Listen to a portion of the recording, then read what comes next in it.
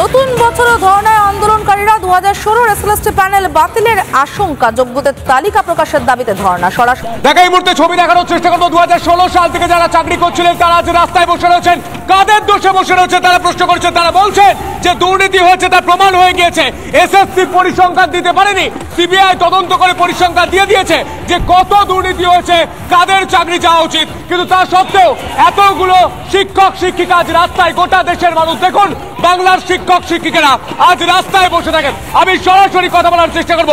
পরিসংখ্যান দেব সমাজবিদরা, যদি একটু সময় দাও। এই পরিসংখ্যান বলছে যে 9 to 10 11,610 জন টোটাল রিক্রুটমেন্ট হয়েছিল। তার মধ্যে অবৈধভাবে নিয়োগ হয়েছিল 993, যে সিবিআই যে রেকর্ড দিয়েছে সেই অনুযায়ী পার্সেন্টেজ 8.50, এবং 11 থেকে 12 5,596। অর্থাৎ এই যে নিয়োগ, টোটাল নিয়োগে অবৈধভাবে নিয়োগ হয়েছে এতজনে, কিন্তু আর কত অবৈধ নিয়োগ রয়েছে তা এসএসসি জানাতে পারেনি। তাই আজ এই অবস্থা।